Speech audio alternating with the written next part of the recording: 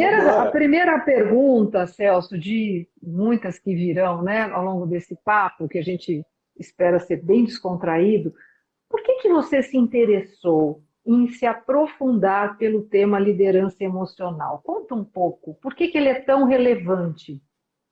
Olha, por que ele é tão relevante? É bastante interessante isso mesmo. Eu me interessei primeiro, eu dava aula de desenvolvimento de líderes, né?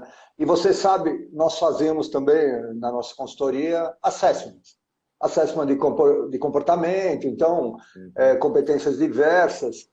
E eu ficava olhando aquilo e eu pensava assim, isso não é verdade, porque se a pessoa ontem teve um problema com o filho, se ele brigou com a namorada, se a namorada, ou se ela, né, brigou com o namorado, ou ao contrário, se ontem eles tiveram o dia dos namorados, foram jantar não sei aonde. Então, todo aquele reflexo do sentimento, da emoção que a pessoa carregava naquele momento, é que estava refletido ali naquele assessment, e não era uma coisa pura e simples. E aí se fazia uma foto daquela pessoa, pendurava ali na parede, e pronto, o coitado já virou ali presidente da República, né? Porque ganha aquela faixa, dali 4 anos ele está detonado, mas a mesma foto dele igualzinho, né? Então, assim, isso fez com que a gente começasse a pensar diferente e olhar para as pessoas e falar, peraí, tem coisa que está faltando, tem coisa que precisa entrar, né? E aí, ao mesmo tempo, eu comecei a estudar também física quântica, aí olhar para essa coisa de estudar a mente, e aí eu vi que tudo era tudo tão correlacionado, pessoa, né? Mente, sentimento, emoção, e o que menos importava, na verdade, era aquela competência que era avaliada. Não que ela não é importante no total, mas no conjunto ela não é a cabeça. Ela é a ação, ela não é o cérebro. O cérebro é a pessoa, é o jeito com que ela está se sentindo. O jeito é aquilo que ela tem dentro dela, que está fervilhando ali. É aquilo que é o importante. E muitas vezes isso hoje eu vejo, algumas empresas começam a levar isso em consideração, mas muitas ainda não levam. E é fundamental que você considere isso, porque senão fica uma coisa extremamente linear, né? Ah, eu vou chegar naquele resultado, mas como que eu vou chegar naquele resultado? Por meio de... Foi um trem que vai, né? Então, assim... Aí foi mais ou menos isso. Aí eu falei, vou por esse caminho aí, acho que falta alguma coisa. Mas, Celso, isso é uma pergunta para mim, né? Para mim, na minha jornada, e o Roberto gosta da jornada, é uma coisa que eu nunca deu para entender. Por que ao longo desse tempo todo, as empresas sempre fizeram questão e deram ênfase dessa separação, entendeu? Ah, então o que é emoção fica fora, agora é só razão, eu preciso da estratégia, eu preciso da lógica, e simplesmente sempre se ignorou isso, né? Então, por que isso aconteceu, Celso? E a outra pergunta, já emendando, né, quais são as mudanças que você está vendo ultimamente, né? Como você falou, isso eu acho que está longe, essa consciência de estar em todas as empresas, está em discussão, mas como é que você vê o momento de hoje? São duas questões, entendeu?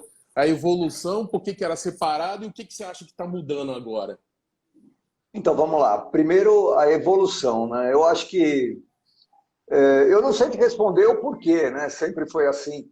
Eu voltei só na pergunta anterior aqui, que me caiu uma ficha aqui, em determinado momento da minha vida, é, eu estava dando um curso, e não sei o que estava acontecendo no curso, e eu estava falando, e eu me emocionei. Eu me emociono, sabe? Eu sou desses caras chorões, no fim dos meus cursos eu fico emocionado. E é só assim, acho que isso é fundamental, porque está em mim, está em vocês, está em todo mundo, né? A gente só tem que aprender a deixar isso fluir. E aí um rapaz levantou a mão lá atrás, ele era um gerente, um gerente. E ele falou assim, você sabe o que aconteceu comigo uma vez? Conta aí. Eu me emocionei porque a minha equipe bateu a meta. E eu estava lá falando com eles e eu me emocionei. E o meu diretor estava do meu lado, me cutucou e falou assim, gerente não se emociona. Aquilo para mim foi a virada de chave, sabe? Foi aquele momento de, cara, peraí, não é por aí não, peraí, vamos olhar para tudo isso de diferente, né? Como um gerente não se emociona? Porque a emoção é que me conecta com você. É justamente o contrário. Né? Você se conecta comigo por quê? Porque você se identifica com a minha emoção que você também sente. Ou não, né? Não sei. Mas normalmente é isso que faz com que a gente funcione. E aí isso me chocou e foi um dos itens das minhas mudanças, né? Eu não sei explicar por quê, porque eu vejo que o resultado é a coisa que todo mundo busca de uma forma... Chegando lá é mais importante do que como chegar lá, né? E eu vejo isso pela perenidade do resultado, né? Os locais onde eu vou, que eu conheço as pessoas, que eu conheço os gestores que mudam esse comportamento para um cara mandão, mas para uma pessoa que se inclui ali, que trabalha junto, que cria uma identidade da equipe como um participante da equipe. Ele é o líder, mas o verdadeiro líder é o sujeito que sabe quando o outro sabe mais que ele. E ele põe ali o outro, porque esse é o verdadeiro líder, né? Que ele busca o resultado do comum, o resultado melhor para todo mundo, e não o resultado só dele. E hoje eu vejo que algumas empresas estão fazendo essa mudança, se interessam por isso. Uhum. Mas ainda vejo que é muito devagar, sabe? Pro que eu gostaria. tem o meu viés inconsciente aí, que fala, não, isso aí tem que acontecer amanhã, né? Não vai acontecer. Então, tudo tem que ser uma preparação. E aí é isso, é assim que eu vejo. Eu vejo as empresas começando a prestar atenção nisso. Um ou outro se interessa muito pelo coaching, né, que eu faço de liderança emocional. Algumas pessoas fazem focado nisso, outros começam focado nisso, depois ele fala, mas eu tenho um problema no foco, tenho um problema no não sei o quê, já quer virar para a competência comportamental e sair da emocional. Então, eu acho que também é uma fase de transição, né, de gestão. O Roberto falou sobre essa questão, né? Meio que a nossa escola foi essa, de separar, né, o que é vida profissional do que é vida particular, privada, problemas, emoções. E porque essa escola durou muito tempo, felizmente ela não existe mais, eu acho que o que a gente está trazendo é algo realmente anterior a esse momento que a gente está vivendo, mas que ainda impacta, né, porque muitos vieram, né, com esse modo de pensar e estão nas organizações. Eu percebo que, às vezes, a dificuldade é da própria pessoa perceber as suas emoções, nem é a do outro, de reconhecer, de observar ou de dar espaço. A própria pessoa não dá espaço, ela não reconhece. Então, a outra precisa nomear. Você está muito bravo hoje, você está muito nervoso. Eu? Nervoso? Jamais. Eu estou ótimo. Ela não reconhece, né? Qual que é o caminho? Porque... nesse novo momento que a gente vive, a pessoa que não tem, o profissional que não tem essa consciência, ele vai perdendo oportunidades. Isso pode ser um problema, né, no médio e longo prazo para ele. Como é que eu faço, né, para reconhecer, para olhar para as minhas próprias emoções? Tem esse caminho, esse aprendizado? Tem, claro que tem. Então, primeiro de tudo, você tem 100% de razão, né? Alguém que não tem autoconsciência, ele não consegue olhar o fora, porque ele não tem parâmetro de avaliação. Então, se eu não me conheço, eu não consigo dizer que, sei lá, o Sérgio, o Roberto, você, estão de determinada forma, porque o meu parâmetro é externo. Então, o que eu vejo muito hoje é que todos não, mas uma grande maioria das pessoas deixam o externo comandar o interno. E tem que ser sempre o contrário. O de dentro tem que comandar o de fora. A forma com que eu me sinto é que eu tenho que impactar o ambiente positivamente, né? Como é que eu posso fazer isso? Eu vou dizer assim, eu acho que tem que trabalhar a mente. Não tem outro jeito na minha visão, porque nós entramos naquele ciclo contínuo, né? Eu brinco assim, né?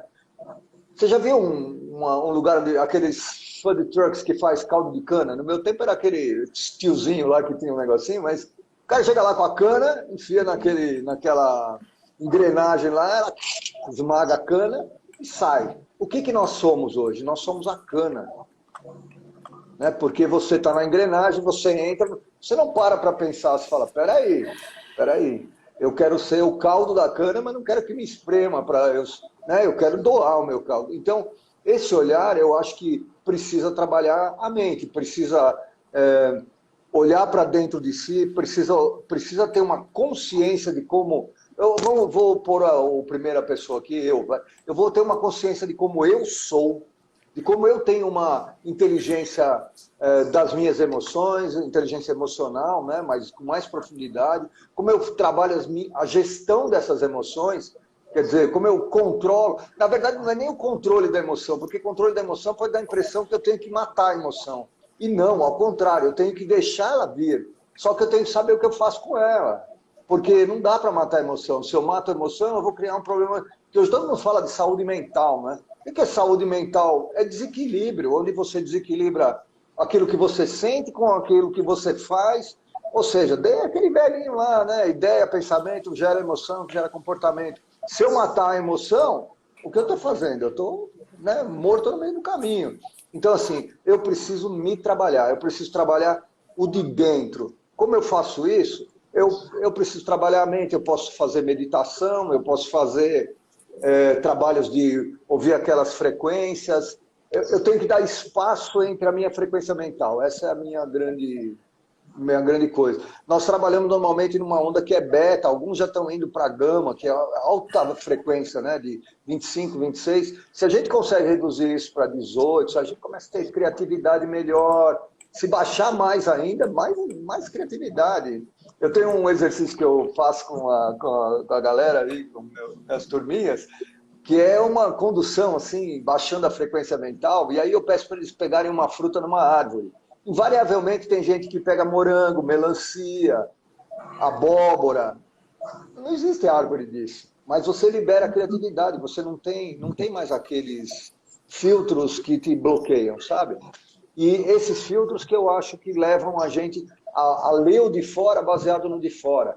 E aí eu me baseio no outro para me ler. E tem que ser o contrário. Eu tenho que ter a força de primeiro me ler, olhar para dentro, aí trazer o de dentro e falar assim, agora eu posso olhar para ele. Senão não resolve nada. E não resolve nada mesmo. Eu sou experiência própria disso, né? A partir do momento que eu consegui mergulhar, que eu consegui olhar para mim, que eu consegui olhar para dentro, eu sei as emoções que vão brotar ali. Eu sei quais são os meus gatilhos. E é isso que eu tento passar para as pessoas. Aprenda os seus gatilhos. Porque a partir do momento que eu sei meu gatilho, eu não deixo ele disparar. Eu aprendo a lidar com ele. Ou eu evito a situação, se eu não souber o que fazer com essa, mas eu já sei que eu não posso ir ali. Da Sureste, ela justamente fez uma pergunta relacionada a esse tema, né? Como é que você tem visto a participação dos líderes no mundo pandêmico, na qual a saúde mental está cada vez mais afetada? Eu acho que aqui ela está dizendo, agora o líder vendo as pessoas da sua equipe, da sua organização, se sentindo afetada pela saúde mental. E aí, Celso, como é que você vê a participação desse líder? Eu acho que houve um pouco desse envolvimento emocional aconteceu por causa da pandemia mesmo, né? Essa separação, as pessoas começaram a se preocupar um pouco com o outro. Talvez nem fizessem algum tipo de ação, porque qual foi a grande ação que eu vi nas empresas, né? Mandava cadeira, mandava computador, mandava algumas coisas assim, né? E talvez não fosse essa a coisa mais importante. É importante, mas não fosse a coisa mais importante, talvez esse cuidado. E eu conheço líderes que ligavam todos os dias para todos os liderados, para saber como você está, como a sua família está. Antes de entrar na telinha lá e todo mundo conversar, porque muitas vezes você não pode se expor por ali. Ah, você não está se sentindo bem, você não precisa participar. Como eu conheci líderes que as pessoas com Covid participavam das reuniões. Então, assim, você tem as duas coisas. Eu acho que o movimento é de mudança. Eu estou lendo, estou feliz, né, que eu vejo um movimento de mudança. As pessoas se interessando por pessoas. Não é mais um treinamento, como eu sei dar feedback. Não é só a técnica do feedback. É olhar para o outro e perceber o que o outro está precisando. Além de eu dar um feedback, é trazer o outro junto, né? É a coisa da empatia, de trabalhar essa empatia, de perceber qual é a percepção do outro, a perspectiva do outro naquele momento. Eu acho que isso está envolvendo. Então, eu vejo que alguns líderes estão se movimentando nessa linha. Eu trabalho com várias pessoas hoje que estão preocupadas em se desenvolver para que eles possam trabalhar as equipes deles de uma forma diferente. Então, é bem diferente do que, por exemplo, os trabalhos que eu fazia, sei lá, 3, 4 anos atrás, era um foco assim, muito específico. Hoje, eles têm um foco muito de pessoa, não da gestão da pessoa, mas de entender o outro, de entender o outro como indivíduo, de que forma eu posso me aproximar do outro, dois indivíduos se aproximando, muito mais do que uma equipe. Né? Porque a equipe, na verdade, ela vira uma equipe quando os indivíduos estão envolvidos com ela, né? Senão ela vira um bando, né? Um bando de gente trabalhando, buscando, com o mesmo... tem que fazer isso. Então aquele bando vai caminhando. Só vira um time mesmo, uma equipe, um grupo, quando ele cria identidade única. Como que cria identidade única? Quando o nosso propósito é comum. Quando eu, você, o Roberto, a Valéria, que acho que caiu... todos nós temos... Daqui a pouco ela volta. Todos nós temos um propósito comum. E aí a gente tem uma identidade, e é por aí que a gente vai. Então, para quem perguntou, eu vejo que está no movimento, né? Está no movimento de começar. Não sei se é um movimento que vai acelerar, mas eu vejo que tem muita gente com essa preocupação desse crescimento hoje. O que eu acho que é muito bom para todo mundo, no fim das contas. A Ju Bardella fez uma pergunta aqui interessante. A pergunta dela é assim: até onde ir nesse envolvimento e liderado em equipe para que não exista uma confusão em hierarquia? Até onde vai? Essa é uma coisa delicada. Delicada. Eu já vi N colocações, né? Que onde eu tenho amigo, eu não tenho liderado. Então, cabe ao líder colocar esse limite. Eu tive líder. Eu vou dizer para você, viu, Ju? Eu acho que é a Ju que eu conheço, uma Ju Bardella, deve ter mais, né? Mas deve ser a Ju. Então, eu penso assim, a minha equipe, eu sempre fui amigo da minha equipe, mas a minha equipe sabia também que o momento que eu dava feedback, contava o porquê, era porquê.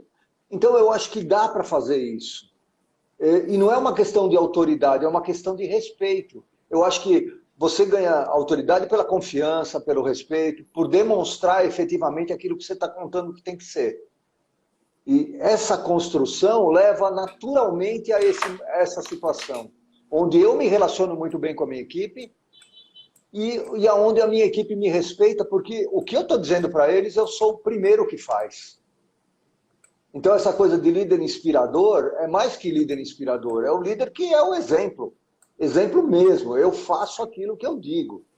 E assim, se a pessoa... o que eu não posso fazer dentro de uma relação dessa é tratar pessoas diferentes. Nunca, nunca. Como líder, se eu tratar uma pessoa diferente da outra, eu nunca vou ter esse limite da onde eu sou respeitado como líder. Porque eu não trato igual. Né? Eu tenho que saber... como é o indivíduo, mas eu não tenho que dar para ele de uma forma individual ou individualizada, né? Tratar ele de uma forma diferente, diferenciar a pessoa. Não, eu tenho que tratar ele da mesma forma. Então, só para terminar, eu penso assim, eu penso que você pode ser amigo da sua equipe, talvez você tenha limites. Qual é o limite que eu vejo? Onde extrapola relações que sejam relações, inclusive, familiares. O cara que sai para beber e ficam os dois bêbados, aí ninguém respeita ninguém. Né? Então, assim, aquele limite que todo mundo tem, sabe que é o normal, sabe que é o usual. Vou jantar na sua casa? Não tem nenhum problema, vamos a família jantar, as famílias são amigos. Eu vou te dizer, eu tenho pessoas que foram lideradas por mim há mais de 20 anos, que são meus amigos, eu encontro as famílias. E eu tenho líderes que eu também. Eu tive um líder quando eu tinha, sei lá, faz mais de 30 anos atrás. Uma vez que eu fui para a Alemanha, eu fiquei na casa dele. Ele foi morar na Alemanha depois de 10 anos, sei lá, fiquei na casa dele. Uma relação de respeito. Eu sei que ele é meu líder, mas eu posso também me relacionar muito bem com ele. E prestar atenção nessa coisa de conhecer efetivamente o que o outro está precisando. Porque muitas vezes essa porteira da amizade é algo que a pessoa precisa e a gente não percebe que ela precisa. E entrega diferente aquilo que ela está precisando e passa do ponto também. Então, tudo isso tem que olhar caso a caso. Não dá para fazer muito geral, né? Porque senão... Realmente. Senão vira muito geral, né? Então é muito complicado. Legal. Hoje até existe uma tendência, né, se trabalhar com informações, algoritmos, né, com uma série de coisas que te dão suporte, né, para você até ser mais instintivo, né? Mas eu queria entender exatamente como equilibra isso, né? Hoje nas organizações, o que é mais demandado para o gestor? Sem dúvida, eu acho que sem O dúvida Celso é o até se racional. mexeu na cadeira.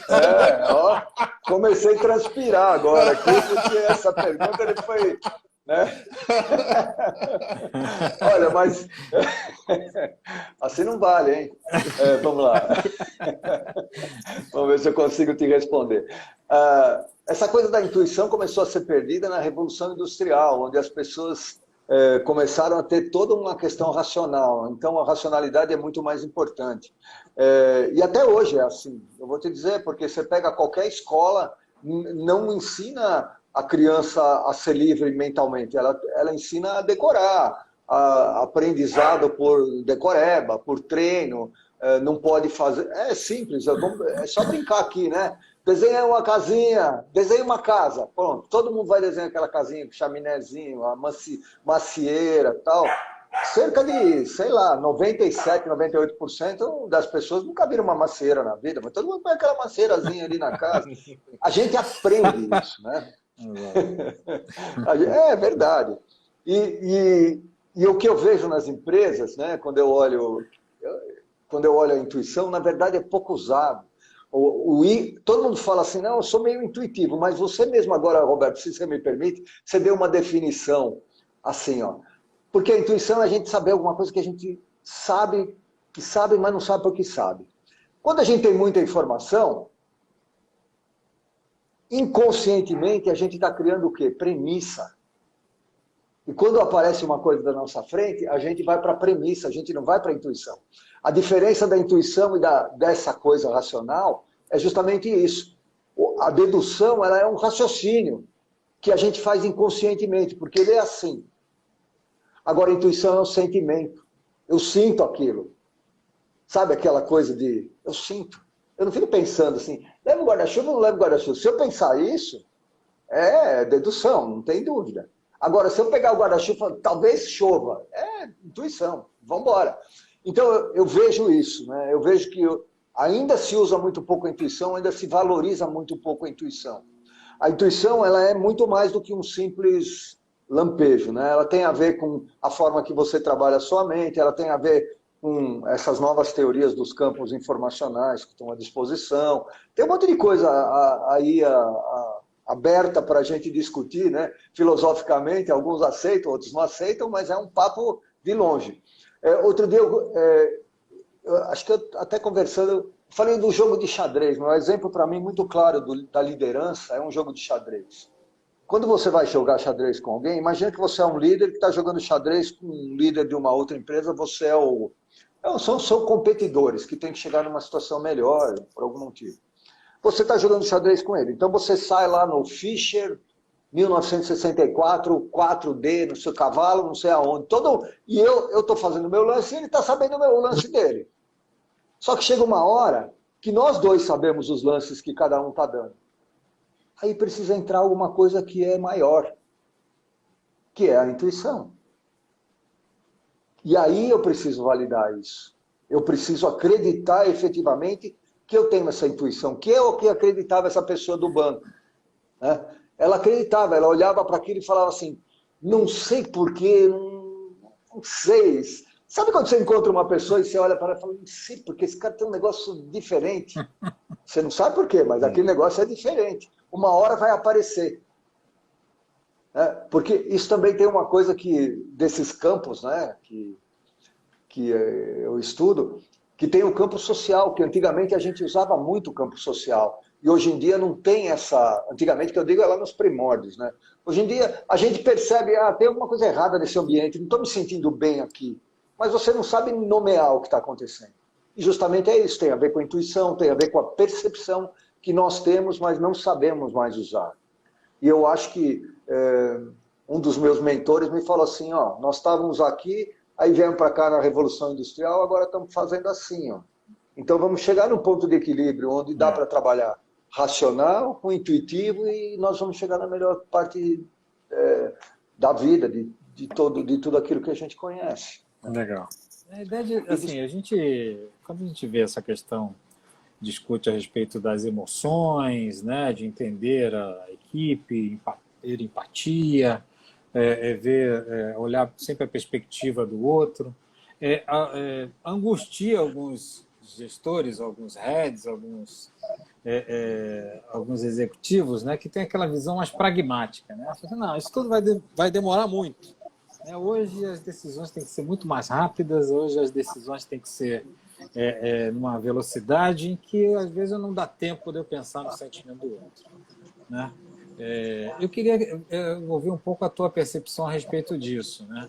Porque a gente sabe que em determinadas situações, né, o líder, né, ele tem que adotar um estilo, né? Quando você tem que decidir uma coisa, Sim. fazer uma coisa super rápida, você não vai conseguir contratar, né, ou acordar com todos na mesma velocidade e tal. Qual é a tua percepção a respeito disso? Como é que você é o melhor gestor possível numa situação onde existe essa dicotomia, né? Existe essa situação. Então, você ser um líder emocional não significa que você não é um tomador de decisão, não significa que você não vai ser o búfalo lá da manada, o chefão, né? Isso não quer dizer que você não vai ser. Quer dizer que você sabe que se você levar aquele bando para um rio que tem crocodilo ou jacaré, um vai ser comido. E o que você faz com isso? Então, eu não vejo essa coisa assim de eu precisar perguntar para todo mundo. Lógico, quando eu envolvo todo mundo, 100% tá ali naquela decisão conjunta. Às vezes não posso fazer isso. Às vezes eu tenho... E tem outras coisas. Existem informações, né? A gente também não está querendo fazer tudo ideal. Não existe essa coisa de ideal, não é. O que nós queremos criar é um ambiente onde quando eu tomo uma decisão, o meu time está comigo. É isso que eu quero dizer. Então, tem coisa que eu não posso dizer para o meu time. Vocês ocupam posições onde os seus liderados, muitas vezes, não podem saber de algumas decisões que estão sendo tomadas. Perfeito. Não é? Porque depende de manter o equilíbrio, mas o teu liderado ele tem que ter confiança em você.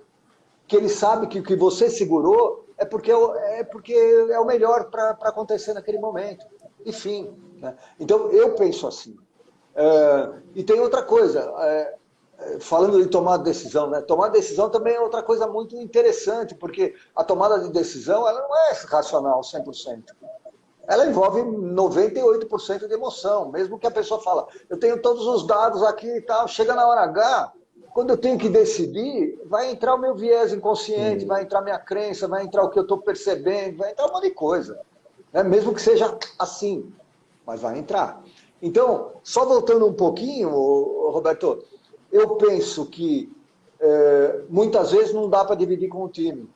Perfeito. Mas a construção que você faz do time, dessa forma genuína, sabe? De envolver, de criar identidade, de entender propósito comum, de contar qual é o propósito comum, de contar para onde está indo, é isso que cria a confiança. E a confiança é a base.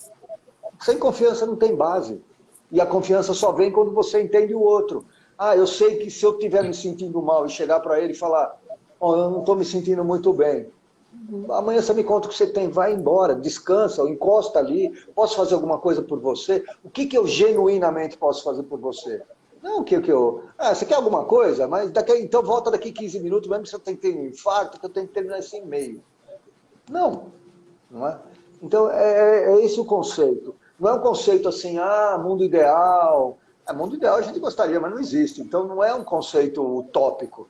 É um conceito de melhorar as coisas para que a gente tenha ambientes mais seguros, né? Onde eu quero ir. Você sabe que organizações tóxicas atraem profissionais tóxicos. Organizações otimistas e positivas atraem pessoas positivas. É isso, é assim que funciona. O que eu estou propondo, né, dessa minha blá blá blá aqui que eu estou com vocês, é criar uma organização otimista, positiva, e que as pessoas estejam inseridas e estejam felizes de trabalhar lá. O que cada um de nós busca na vida? É ser feliz. O que é feliz Não sei, para a Valéria é um, para o Sérgio é outro, para o Roberto é outro, para mim é outro. Mas a gente busca aquilo que para a gente é a felicidade. É isso, é isso. Se eu conseguir entregar os tijolinhos que vão construindo, porque felicidade não é chegar em lugar nenhum, né? É uma construção, é o caminho que é a felicidade, né? Ou chegar lá, quando você chegar lá, você fala, mas para que eu não fiz isso aqui, né? Eu quero outra coisa. Assim. Então, a felicidade é aquela construção. Se eu tiver esse caminho de construir onde eu estiver, pô, é tudo que eu quero na vida. Por que eu vou querer sair daqui para ganhar 10 reais a mais? 10 reais não segura mais ninguém. Não é assim que funciona mais. Como a física quântica se encaixa, né? A física quântica ela é uma coisa de você, a partir de possibilidades, você cria realidade. Então, eu acho que esse é o ponto principal, né? Você escolhe as possibilidades que você tem e cria aquilo que você deseja ter. Não é um negócio simples assim, que nem essa coisa de eu sento aqui, imagino que eu vou ganhar uma batata frita do McDonald's e alguém entrega aqui. Não é isso. É muito maior. Então você precisa se aprofundar naquele... Eu acho que a coisa fica muito rasa, né? E todo mundo aí acaba... Que nem o coach, né? Vamos ser honestos. Você fala assim, eu sou coach. Aí o cara fala assim, mas o cara da esquina também é coach. O meu instrutor de bicicleta é coach, o cara que não sei o que é coach. Então tem uma... o cara perde tudo aquilo. Uma vez um cara chegou, eu queria fazer uma entrevista aí na sua empresa, eu sou coach. Eu falei, tá bom, vem aí. Quando ele chegou, mas você tem 24? Você não tem vida para ser coach de executivo. Você não vai pegar um cara de 45 anos, o cara tem o dobro da tua idade. Por mais que você queira, que você estudou, que você fez cursinho, não é isso que vai fazer você ser um coach, é a vida. Né? Então, assim, acho que tem uns outros olhares. E voltando aqui para a física quântica. Então, a física quântica, ela te permite você ter outros olhares de atemporalidade, de não localidade, desses campos informacionais que existem, né? Que você colapsa tudo numa condição descendente, não só ascendente. Então, eu não parto só do meu DNA, do meu corpo todo, mas eu olho para o meu corpo e a célula do meu dedo é a mesma célula que eu tenho no meu cabelo. Mas como cada célula sabe onde vai estar? Então tem todo um desenho aí muito maior que a gente pode expandir, né? Existem leis que são seguidas, etc. Eu acho que é uma coisa bastante importante. Eu acho que não pode só ser esse negócio muito... a gente faz isso porque funciona. Não é isso. Eu acho que é muito mais profundo. Um monte de gente séria mexe com isso. Né? Então, eu acho que quando é feito com seriedade, você faz a sua avaliação. Não pode esquecer que eu sou engenheiro, né? Então, o meu olhar é sempre assim, né? Não é? Então, eu tenho que entender o que está acontecendo. E eu só vou ser convencido quando a conta fechar, né? Então, assim, é por isso. Então, algumas coisas, as contas têm que fechar. Né? Mas a gente pode bater papo sobre isso um outro dia, sobre esse tema, sobre intuição, sobre como construir coisas da mente. Com certeza a gente vai ter que marcar. A gente já está com 1 hora já, a gente está conversando. Olha como passou rápido. Caramba, passou muito rápido. Se ninguém tiver mais uma pergunta, acho que a gente vai encerrando, né, por aqui. Então, Celso, te agradecer. Acho que ficou uma conversa meio assim, não sei se o Roberto teve a sensação que a conversa ficou pelo meio, assim, né? Então a gente... tem bastante assunto, né? Então, abriu, né? Eu gostei bastante. O moleque abriu, né? Eu anotei vários pontos, alguns comentários, alguns desabafos aqui. Nossos e dos outros. Sempre, né? Sempre. Faz parte do ser humano. Que bom, né? Que bom, né? Que bom que faz. Celso, mas queria agradecer muito a tua participação, o seu tempo. Um bate-papo excelente na minha visão, ótimo, vários pontos. Eu acho que a mensagem que fica é pesquisem, acho que é a hora de sair da caixa, de mergulhar em outros temas e outros assuntos. Né? Eu acho que isso que é importante. Né? Vamos ver se a Valéria volta para a gente... vamos dar uma esperadinha. E se ficou algum tema que eu possa... A gente pode voltar aqui para conversar. Repete, né? Celso, o seu canal. O Instagram meu é @celso.juc. Juc é J-U-C. Né? Meu nome é tudo isso. Celso.Juc, estou lá no Instagram, ou Celso Juc no LinkedIn, na Facebook, YouTube, né? Até parece que eu sou um daqueles tecnológicos gigantescos, mas a gente tenta todo dia. Ô, Valéria, enquanto você estava entrando, a gente estava encerrando aqui, né? A gente já está com mais de 1 hora de conversa, de bate-papo. Então a gente Vamos fazer outras, né? Vamos, estou à disposição, quando vocês quiserem. Aí quero muitos outros pontos. Venho com todo prazer, é muito gostoso esse tipo. Eu adoro esse tipo de bate-papo, porque ele não é uma coisa, não é uma inquisição, né? Você tem que saber, é uma colocação de pontos de vista, e os pontos de vista têm que ser compartilhados, e cada um tem o seu, e acho que isso é fantástico. Todo mundo aprende, né? Eu gosto disso, é o meu jeito de ser. Os meus cursos são assim, esse é o nosso propósito, né? Eu chego lá e blá, blá, blá, o que você sabe, o que você traz, e vamos embora, vamos construindo. Assim que eu gosto. Desculpa, Valéria, te interrompi. É isso. Tá bom? Não, esse é o nosso propósito, né? É trazer várias perspectivas, são os vários tons. Você isso, faz adorei. parte, né? Você é mais um tom. Muito obrigado. Adorei os tons. Todos muito bem, representados, cada um deles. Muito bem. Gostei bastante, gostei mesmo. Legal. Muito bom, Celso. Muito bom. Então é isso, gente. Estou à disposição. Quando precisarem. Bom final de semana para todo mundo. Ficaram mais algumas perguntas, uns comentários. Não deu para responder tudo. Depois a gente encaminha aqui para o Celso, tá? O Danilo, o pessoal fazendo. Não deu. Então vamos marcar a próxima e aí a gente volta nesses temas. Bora lá, fechou. Valeu, tchau, gente. Obrigadão. Obrigado. Tá? Um abraço. Tchau. Tchau. Até logo. Tchau, tchau. Obrigada. Tchau.